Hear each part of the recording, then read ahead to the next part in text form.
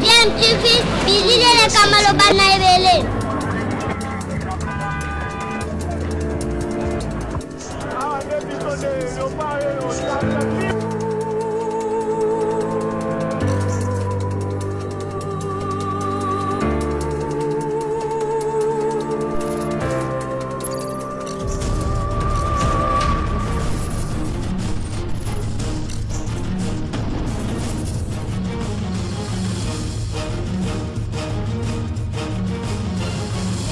DMTV toujours en avant.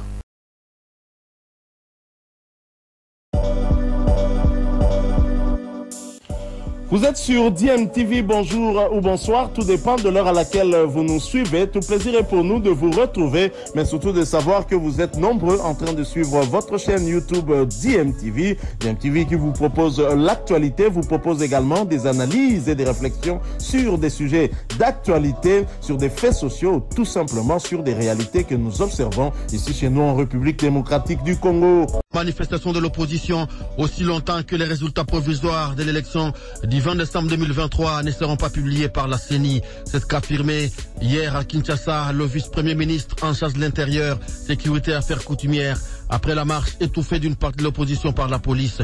Selon les organisateurs, elle avait pour objectif d'exiger l'annulation des élections.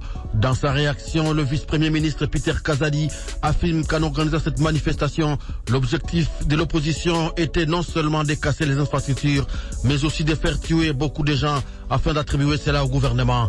Peter Kazadi ajoute que pour préserver la vie des paisibles citoyens, il ne pouvait pas autoriser une telle marche. On l'écoute. On organise une marche par des personnes qui vous annoncent d'avance que leur objectif est de faire annuler les élections. Il ne faut pas oublier que ces élections ont coûté des milliards à la République. Alors, lorsque les citoyens prennent l'initiative, parce que se sentant en perte de vitesse, décident d'annuler ces élections par leurs manifestations sur des voies publiques, tout en voulant casser les infrastructures tant de l'État que des privés, il était de mon devoir de prendre ma responsabilité pour interdire cette démarche qui ne trouve aucun fondement du point de vue légal ou même sur le plan politique, parce que nous ne savons pas encore à ce jour qui est déclaré gagnant de ces élections. Réagissant aux propos du vice-premier ministre Peter Kazadi, le président du RPDR, parti membre de la coalition Lamuka, s'est dit sidéré d'entendre de tels propos. Face à ce que Bob Bolaboué Mbokosso qualifie de cycle électoral les plus chaotiques de l'histoire de la RDC, l'opposition ne peut pas rester passive. C'est pourquoi elle a initié cette marche. Renchérit Bob Bolaboué Mbokosso. Nous sommes là pour casser. Casser quoi? Nous, depuis longtemps, nous avons inscrit notre démarche dans la démocratie. Nous nous battons pour les valeurs démocratiques. Il parle de casse. Quelle casse? Non, ça ne tient pas debout. La vérité, c'est quoi? La vérité, c'est que nous sommes maintenant au 4e cycle électoral que nous avons connu dans ce pays. C'est le cycle le plus chaotique que notre pays a connu. Dans l'histoire de la République démocratique du Congo, on n'a jamais vu ce genre d'élection. Même au temps de Kabila, on n'a jamais vu ça. Je veux dire, madame, combien de personnes on a trouvé des machines à voter dans leur maison? Combien de l'Union sacrée? Madame, l'élection c'était pour le 20 décembre. On a voté pendant 5 jours. Vous avez vu ça où? Il y a des gens qui n'avaient plus de carte lisible, ils ont voté. Non, on a assisté à une parodie d'élection. Il n'y a pas eu élection. Est-ce que comme citoyens, n'avons-nous pas le droit de les dénoncer? Les deux intervenants étaient les invités du magazine Dialogue entre Congolais de Radio Okapi d'hier mercredi soir. Et les propos que vous venez de suivre ont été sélectionnés par Guy Maté. À propos de cette marche étouffée, nous recevons dans ce journal Martin Fayoulou, président de l'ESID et candidat président de la République. Il est l'un des organisateurs de cette manifestation. Et puis, le candidat Moïse Katumbi n'attend pas saisir la Cour constitutionnelle pour contester les résultats de l'élection présidentielle. Selon son porte-parole, cette institution ne pourra pas contredire les résultats issus de la fraude électorale planifiée et organisée par le président de la CENI. Olivier Kamitatou qualifie la centrale électorale et la Cour constitutionnelle des institutions de fraude qui travaillent exclusivement au bénéfice du candidat Félix Tshisekedi. On l'écoute.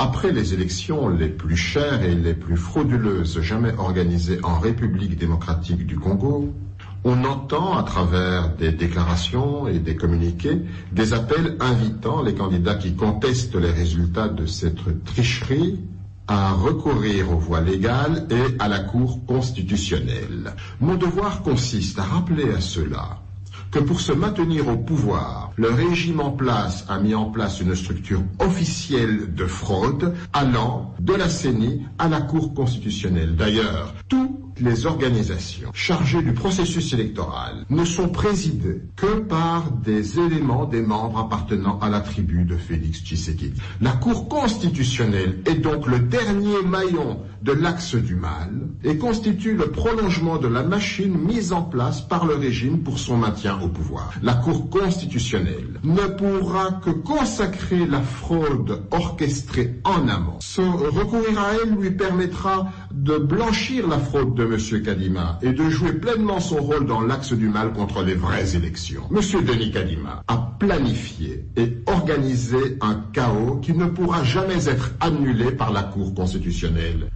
Jusqu'à présent, nous n'avons pas encore réussi à obtenir la réaction de ces institutions incriminées. Dans le chapitre électoral, toujours poursuit hier mercredi au centre Bossolo, ici à Kinshasa, de la publication des résultats partiels de l'élection présidentielle du 20 décembre 2023. À ce jour, sur 179 circonscriptions électorales, la CENI a publié les résultats partiels des 173 plus la diaspora. Au total, sur 9 333 562 suffrages valablement exprimés, le candidat Félix Tshisekedi garde la première place en glanant 7 219 816, soit 77,3%, suivi de Moïse Katumbi avec 15,7%. Martin Fayoulou vient en troisième position avant Adolphe Mouzito et Rajabo Tebabo Sorobabo. Notons que la publication finale des résultats provisoires par la CENI interviendra le 31 décembre prochain. Au Nord Kivu, l'invité.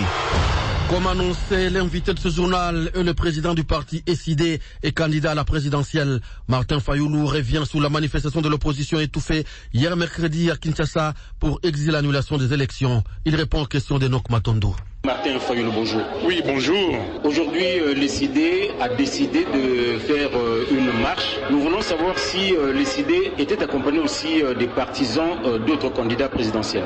Non, la marche n'était pas organisée par l'ECID.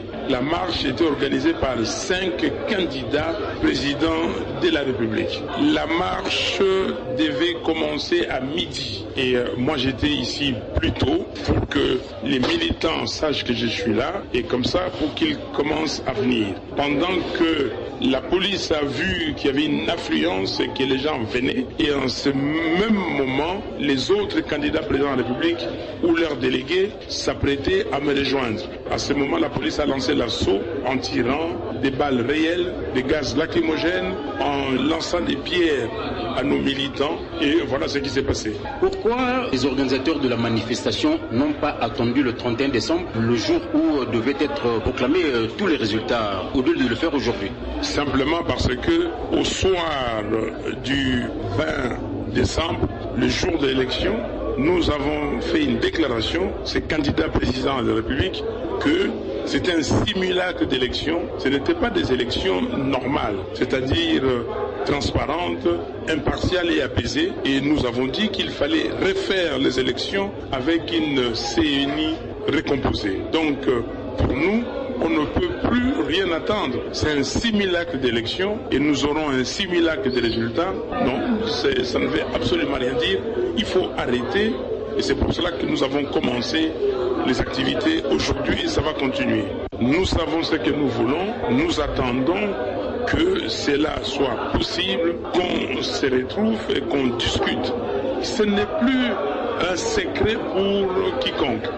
Aujourd'hui, M. Kadima a joué et il pensait gagner. Mais il n'a pas gagné. Il a mal joué. Il n'est même pas capable de frauder intelligemment. Il n'est même pas capable, on pensait effectivement, comme il était spécialiste d'observation électorale, il a observé toutes les tricheries en Afrique. Ici, il pouvait proposer quelque chose où personne ne pouvait voir. En 2018, ils ont triché. Ils ont donné des machines à d'autres candidats, ils ont voté dans des maisons. Mais qu'est-ce qui s'est passé? Personne n'a vu. Mais comme les jeunes gens de la CENI étaient au courant de ça et ne recevaient pas les résultats de ces bureaux fictifs, et c'est comme ça que M. Nanga s'est retrouvé dans l'incapacité de proclamer les résultats qui venaient des serveurs. Il a fabriqué les résultats. Mais cette fois-ci, M. Kadima avait une batterie de fraude, y compris la remise des machines à certains membres de l'Union sacrée, et ça s'est su partout. Les bourrages des urnes, partout. Finalement, il n'y avait même plus de fichiers électoraux. Il ne suffisait pas de se faire enrôler pour aller voter. Toute personne, même les mineurs qui voulaient voter, ont voté. Mais la manifestation a été interdite par les autorités de la ville. Dans la loi congolaise, il n'y a pas interdiction de la manifestation. Quand on saisit l'autorité urbaine, il prend acte ou il vous donne une raison valable sur le plan sécuritaire où on ne peut pas tenir la manifestation. Aujourd'hui, nous avons tenu la manifestation. Si on nous avait laissé nous déployer jusqu'au siège de la CENI, qu'est-ce qui allait arriver? Rien. Mais maintenant, ils ont exercé la violence, ils ont tiré à balles réelles, ils ont lancé des gaz lacrymogènes, ils ont blessé nos militants. Donc, c'est la faute à qui? Nous ne pouvons pas obtempérer à des ordres manifestement illégaux. On ne peut pas les accepter. La Constitution nous demande de refuser tout ordre manifestement illégal. Et nous l'avons fait. Nous prévoyons étendre ces manifestations dans toute la République. Nous prévoyons nous unir avec d'autres candidats présidents de la République, élargir le cercle pour dire non à M. Kadima et à M. Tshisekedi, que leur forfaiture ne passera pas. Les Congolaises et les Congolais ont besoin de dirigeants légitimes choisis par eux et non des dirigeants imposés par une CENI aux ordres. Martin Fayoulou, président du parti politique SID et candidat à la présidentielle du 20 décembre 2023, était notre invité. Il répondait aux questions d'Enoch Matondo. C'est la fin de ce journal qui a été supervisé par Pelé Kipé Lamondo et mis en onde par Pierre Diassinois. Infiniment merci à vous de l'avoir écouté.